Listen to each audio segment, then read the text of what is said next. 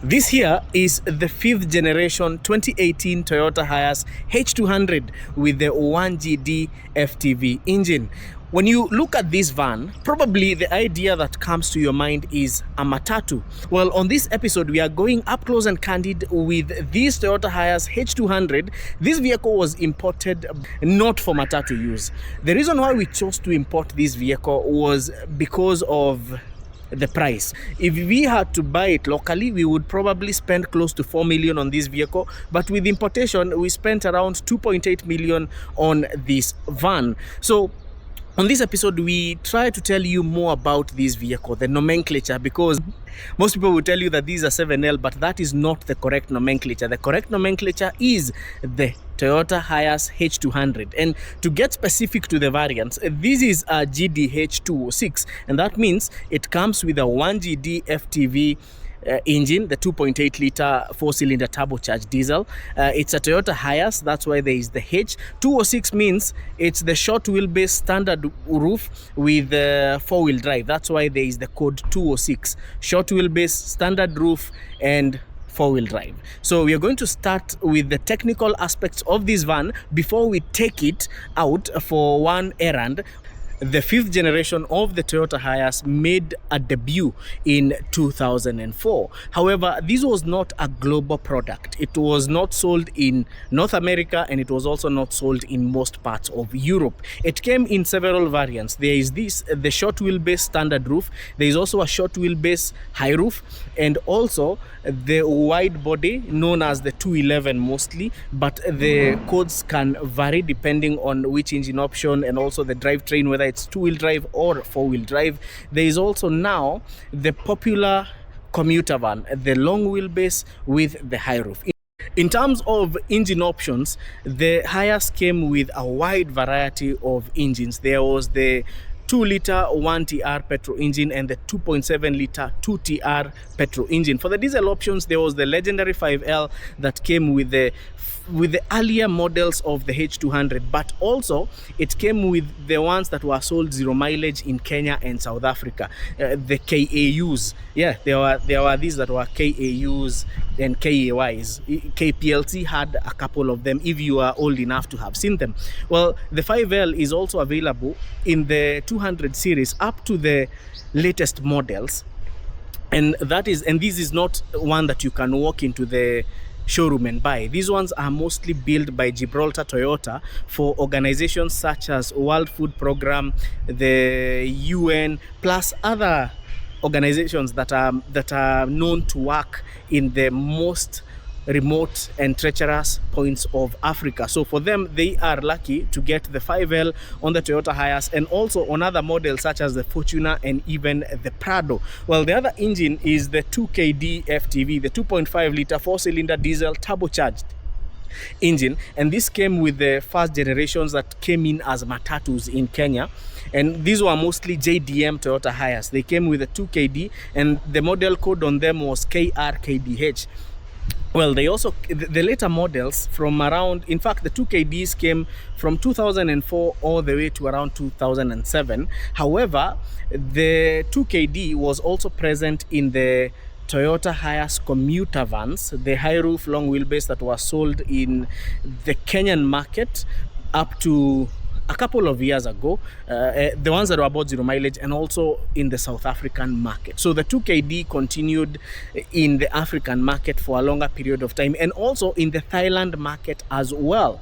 Well, the other engine is the 1KD FTV, the 3-liter 4-cylinder turbocharged diesel engine, and now currently from the 2018 models, 2019, 2020, they came with the 1GD FTV engine, the 2.8 liter 4-cylinder turbocharged diesel engine. And this van is known for power. It's known for its long service in the Matatu industry. It's a very reliable van, and today we are going to look at it as a commercial vehicle. Well, there are people who say that this vehicle was not built to be a passenger vehicle, and well, that is both true and false at the same time, because some of these, like the Super GL and the commuter high roof, were built purposely to be passenger vehicles, and that's why they were very popular in Thailand and even sometimes in Japan. Well, like this one, this is the DX version, and this is what now comes as a cargo van.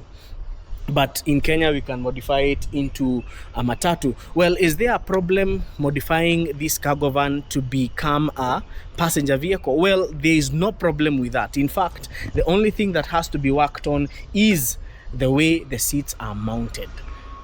Yes, that is I know most people would not want to take this as a truth, but that is nothing but the truth. Well, in terms of safety, the Toyota Hiace these days comes with even the collision avoidance systems, and that tells you that this vehicle is moving towards a safer vehicle as time advances.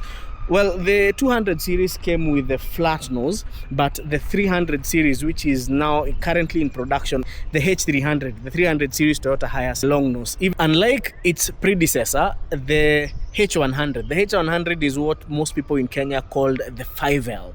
Well, the 200 series of the Toyota Hiace, not of the Land Cruiser, under its nose, it has the brake booster, and this is unlike its predecessor, the 100 series. It has the brake booster here, intercooler, it has the coolant expansion tank and the washer fluid.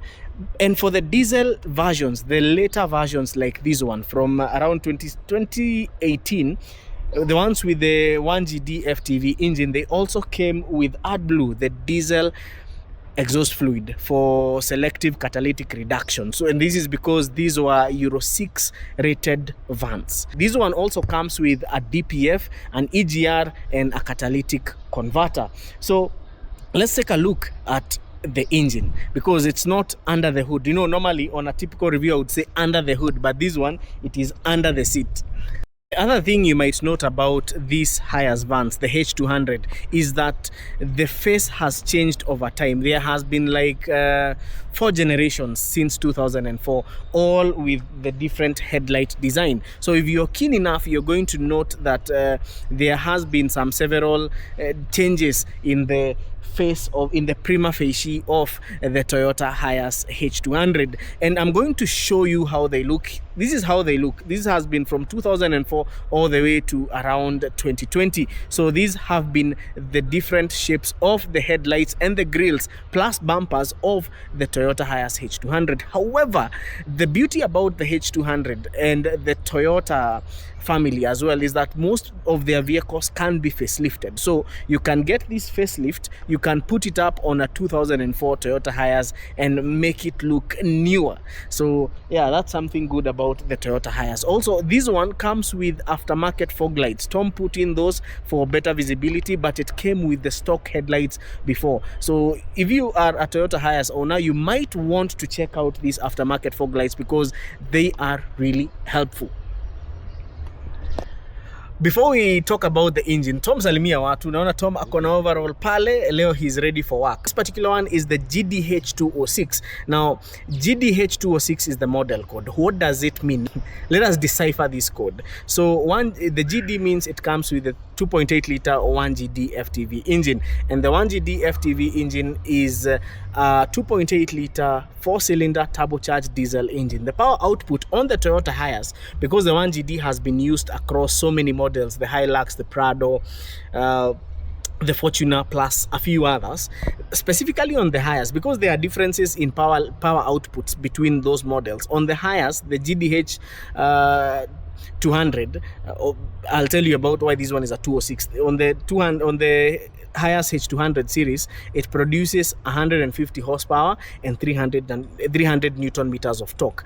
If you look at the power output in the Hilux, you will notice that the torque is slightly higher depending on which model, because some of them will go all the way to 500 newton meters of torque, and on the Prado the power output goes all the way up to 201 horsepower. So depending on which model of a Toyota the 1GD is in, the power output varies. So on the Hiace you get around 150 horsepower and 300 newton meters of torque. Power is transmitted to the wheels, and I would like you guys to note this carefully.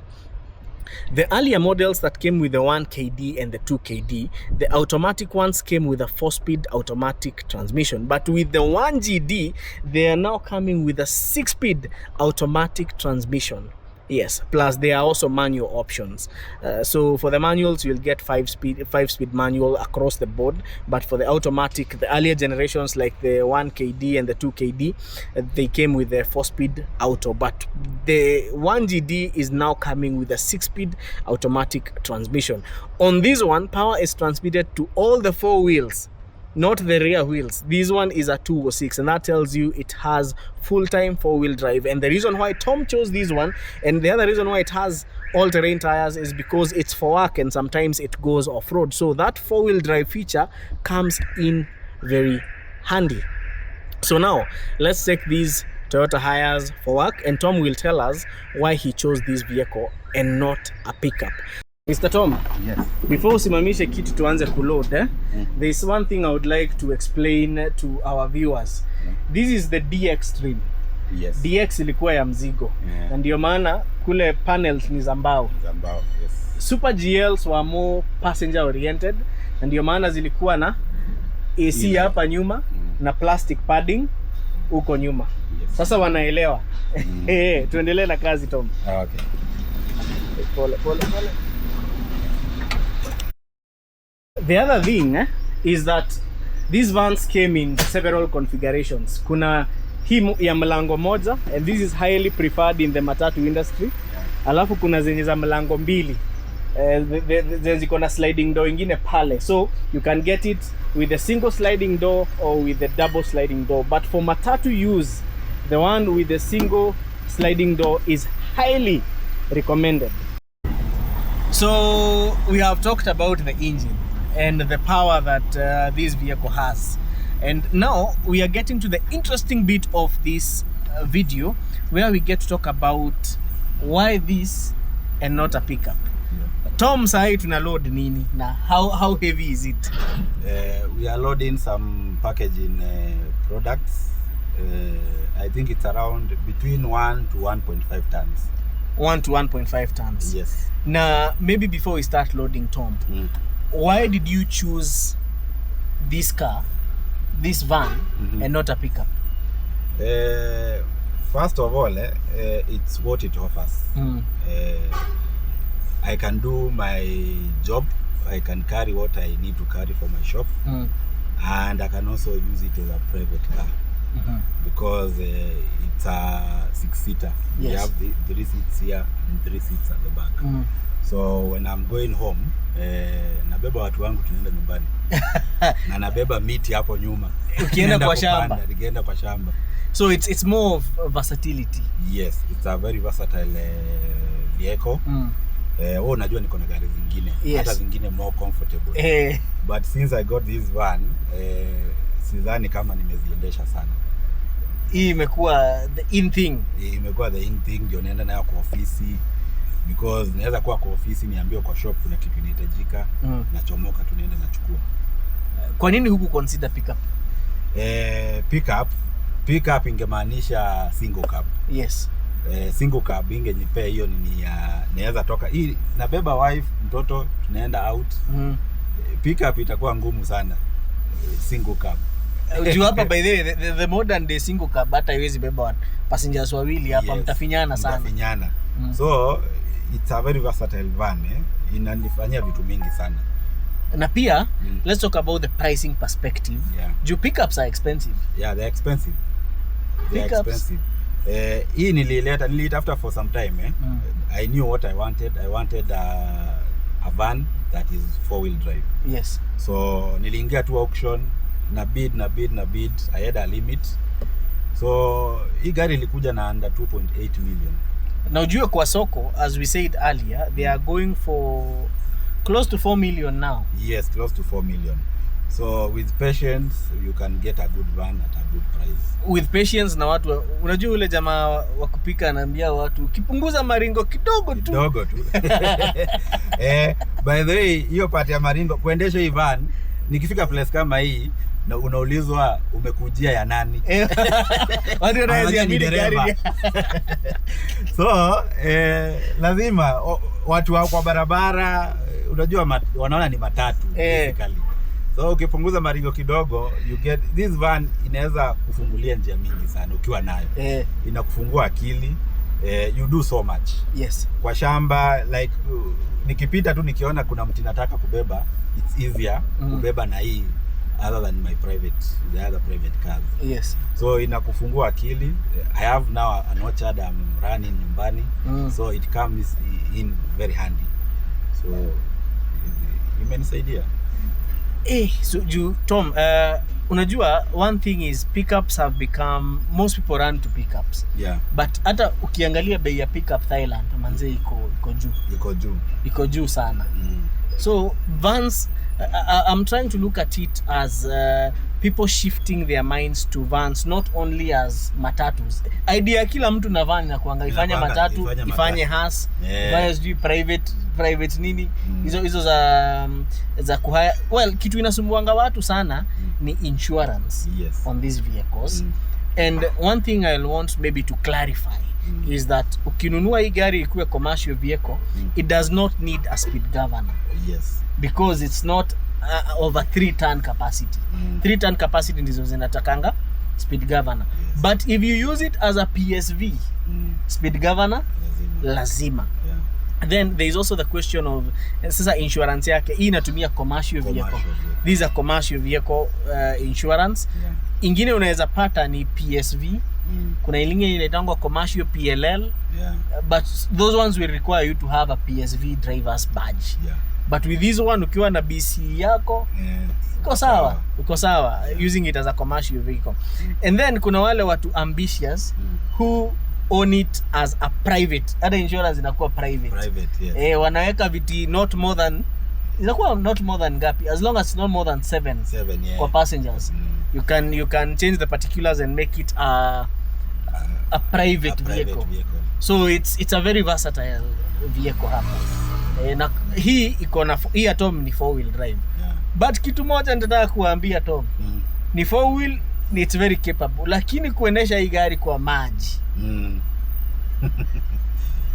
This is not the vehicle to do river crossings in sababu intake yake iko juu sana. Iko hapa chini. Hapa kwa taa chini hapo. So ukienda swimming na hii gari, just make sure maji unavuka ijapita kwa mguu hapo kwa nini? Hapo kwa taa isifikie taa, yeah, so that it does not ingest water. Yes. Tuanze loading Tom.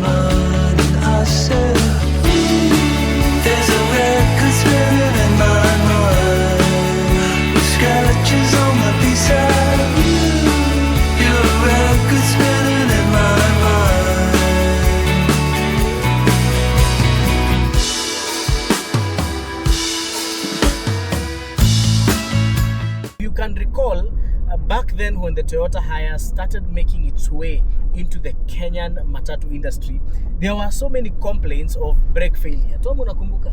Yes. Matatu operators even went ahead to claim that this vehicle had a faulty braking system. But the funny thing, Tom, was braking failure had not been reported in any market that the Toyota Hiace is sold in. So what really happened? Do you know that brake failure was greatly associated with the suspension setup? Unaona venye tumebeba? So what most matatu operators would do, they would try to improve the ground clearance at the back by increasing the number of leaf springs. So they would add an extra set of leaf springs. And that was to ensure if the matatu has passengers on board, it does not sag at the back. But now the problem is, these vehicles are equipped with what is called a load sensing valve. And the purpose of a load sensing valve is to adjust the brake pressure in relation to weight in 500 of this meters, vehicle. Take the ramp on the right to Nairobi Expressway. So what used to happen is, once you add the extra set of leaf springs, ile readings inapeanwa na load sensing valve inakuwa it's not the correct reading. So the vehicle is loaded, but the load sensing valve is reading that the vehicle is not loaded. On the right to Nairobi Expressway. So what happens is the braking pressure is reduced even when the vehicle is loaded. So what happens? Accidents. And it's very unfortunate that these accidents cost even loss of lives. So if you are to increase the ground clearance of this vehicle at the back, make sure you also calibrate the load sensing valve so that the readings can be accurate. So Tom, wewe experience yako na hii gari imekuwa nini? It's a very easy to maintain vehicle. Inaitisha so little, then ina offer so much. So ukikompare na hizo gari zingine watu tuko nazo, hii unaona ni rahisi sana kuishi nayo. Very ni service tu. Na ukunywe mafuta safi. Bas. Juu haitaki mafuta ya mitaro. Haitaki mafuta ya michochoro. Mafuta safi. Because if once the injector starts becoming problematic, they can be very problematic. Yes. They can be very, so mafuta safi, brake pads genuine. Na ukienda service, fanya service full. Kila kitu. Usianze shortcut na hii gari. Vitu zake si expensive, so there is no need of shortcuts. And then pelekea mekanika na jua. Yes. Usiende kubahatisha kuchokora gari. Pelekea mtu mwenye amedeal nazo. Si unaona mahali mimi upeleka? Yes. Because najua wako na zao. Yes. Actually, Tom takes this car to Prince Drive pale kwa Maura. Because they have vast knowledge of these vehicles. Wanazijua kabisa. So, unaona tumebeba kabisa. And the vehicle is still cruising with a lot of ease. So tuko 90 RPM ya 1.5. So the fuel economy is good. It's good. The power is sufficient. Iko na a lot of power. Hii gari kwanza ukipea mtu mwenye ako na excitement sana, itamaliza haraka sana. Kwanza ikiwa loaded. Unajua gari iko na nguvu. Yes. So ikiwa loaded unafaa kuwa very careful because of course the braking distance will increase. So you have to be very careful with it. Na ukiweka brake pads bonoko, unasikia iko na hadi lane departure assist, collision avoidance. So the safety rating on this one is significantly higher. So Tom, let's revisit the importation versus buying locally debate. What would you advise mtu mwenye hataki financing, they just want this van for Matatu business or for commercial usage, ama wenye wanapenda kubeba wenda zao as ama private, although with corporate travel these days they prefer the high roof long wheelbase commuter. Hii kidogo hata kwa Matatu inaenda ikiisha. Yes. But kwa commercial errands kama hizi at home, it is highly recommended. So in terms of pricing, importation versus buying locally. Of course, importation, you will save a lot of money. When I was buying this, unakumbuka tuko Mombasa. Tuko na Saimo actually. Niliulizia bei hii. They were talking about 3.8. So mimi nikiingia tu kwa auction nikaanza kutafuta pole. Actually I was looking nione kama naweza ileta na 2.5. Ikashindikana. So the best nilipata hiyo time last year around 2.8 total landing costs. So all in all, ni gari safi, ilikuwa grade mzuri. Mileage iko chini sana, 300. And 300,000 kilometers for these vehicles is acceptable. Because they are used as commercial vehicles even in Japan. So zinatembea sana. Hii ni hata nikitaka nitagonga nao milioni na itakuwa tu sawa. And it will serve you very well. So at the end of the day, buying locally versus importation, when it comes to this van, importation is going to be way cheaper. It will be way cheaper. You can save up to 600,000 on importing this van. Na unaona inafanya kazi tu kama pickup. Hiyo mzigo nikibeba ingebebwa na pickup. By the way, ingebebwa na pickup. But for commercial use, nunua DX. For passenger use, nunua Super GL. But DX inaweza tumika kwa matatu. By the in fact, hata watu wa matatu hawapendi Super GL.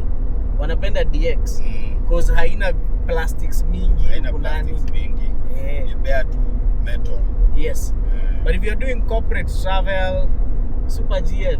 Super GL itakusaa vizuri. Because it's very comfortable, has AC hata huko nyuma. Yeah, so kuna Super GL, kuna Regius, kuna Grand Cabin kwa hizo kubwa. So yeah, for commercial work, DX will serve you very well. So I hope this episode has been very insightful for the people who want a vehicle they can use, a versatile van to use for commercial use and also for their family errands. This one has to be one of those. Sindio Tom? Yes. Na mkumbuke, in case you need any direct importation assistance, give us a call. Number iko hapo kwa description, tutakuletea gari safi kama hii.